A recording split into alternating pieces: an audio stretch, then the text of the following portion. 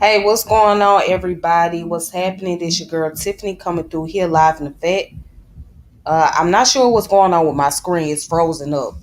But anyways, so I'm gonna do something a little different, right? I want to show you some books and information where you guys can look up Black historians. So I'm gonna go over the the historiography and the biography of the authors, the historians, but I also want to share you guys with the books that y'all can, find and look up for yourselves. All right. So the Black historian I'm gonna be talking about is Quintard Taylor. So Quintard Taylor is not only an author, but he also is the founder of blackpast.org. And for those of you that don't know what blackpast.org is, let me pull it up for you real fast and quick. Okay. So let me go ahead and pull that up for you, pull that information up real quick. For those of you that's not familiar with this website, so this is blackpast.org. Okay. So this is the website where you find all the information about Black history, all the information about global Black history at that. So Quinter Taylor is the founder of this website. Okay. So now let's go into his biography real fast.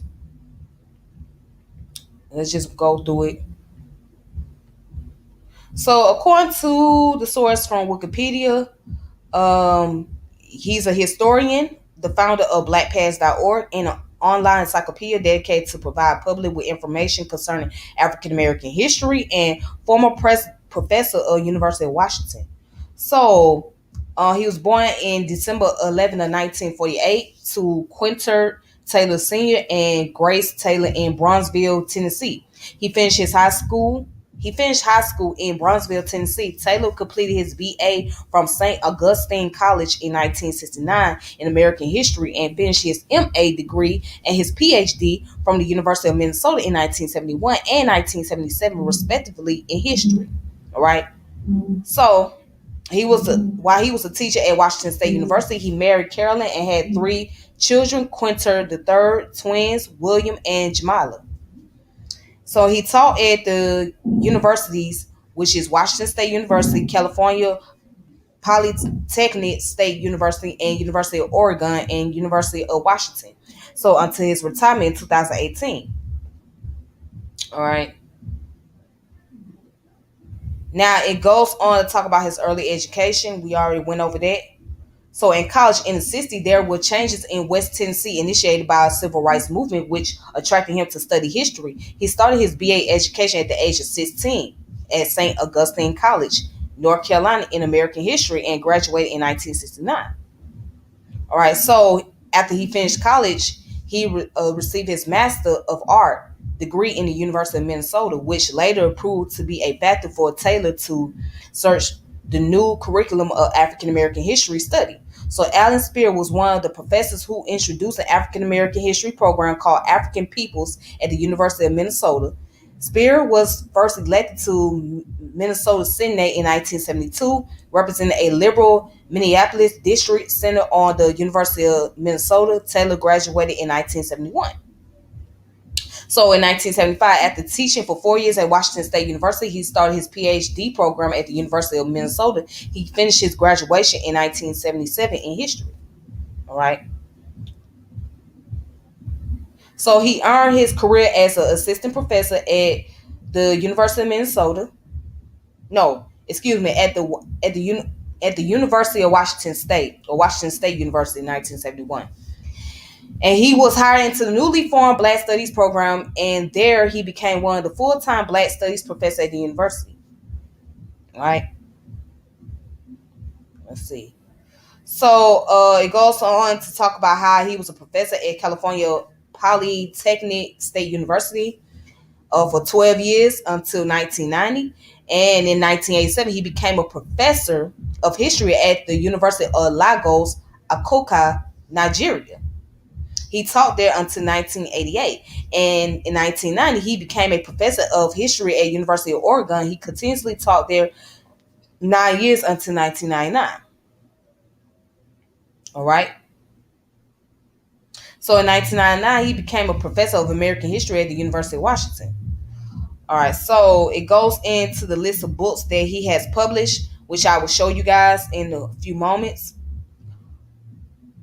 All right, that's all the information on Wikipedia. But now let me go into the books that he has published, and this is the picture of Quintard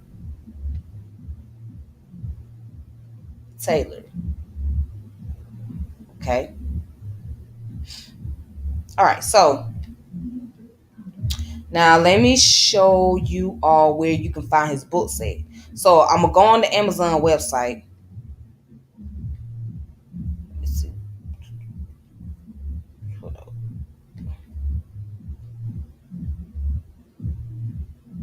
All right. So right here on Amazon, these are the list of books that he has written.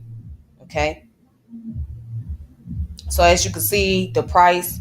So if you want to ever find some books where you want to order, you can go on his website. Okay, so one is Black Pioneer, Images of Black Experience on the North American Frontier. Dr. Sam Soldier, Educator, Advocate, Friend, and Autobiography. Right, he did a collaboration with Samuel E. Kelly. Um, the Color Cadet at West Point, Autobiography of Lieutenant Henry Oslin. Flipper, first graduate of color from the U.S. Military Academy. So, what he probably did was edited this book right here. All right. Go back. All right. Then he wrote the one called Western Historical Quarterly Articles, African American History in 20th Century West. So, seeing color, indigenous people, and racialized ethnic minorities in Oregon. Making of the Modern World, a History of 20th Century. All right, let me go back to the first one. So this book is called The Fortune of a Black Community, Seattle Central District from 1870 through the Civil Rights. In Search of the Racial Frontier, African Americans in the American West. African American Women Confront the West. Okay.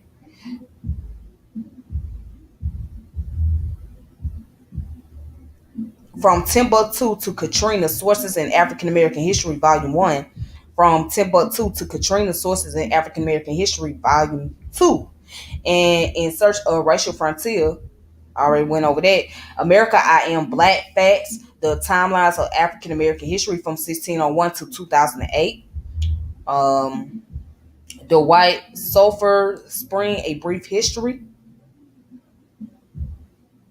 Buffalo Soldier Regiment, History of the 25th United States Infantry, 1896 to 1926. This one is called Seeking El Dorado, African Americans in California. All right. So he was the editor of this book. Okay. And let's see. This one is Free Radical, Ernest Chambers, Black Power and the Politics of Race. Okay. So you guys can find this on Amazon if you like. And also you can check out some more books on the thrift, what's it called? The thriftbook.com and abebooks.com as well. So you can go on those websites if you want to check out some information. But I just wanted to share some of that with you all. I won't be on here for long. I just wanted to give you guys the information and see what you guys can look forward to. So if you're interested in looking into the Black historian, look up Quintard Taylor. Okay. So I think that's very important. You know, a lot of these historians that are actually studying a lot of African American history or just African history, they don't gain enough recognition. So it's only fair that these individuals get well known and get put out in the forefront for the work they doing, because it's not easy to do this kind of research and to dig up information regarding to African American people and African history.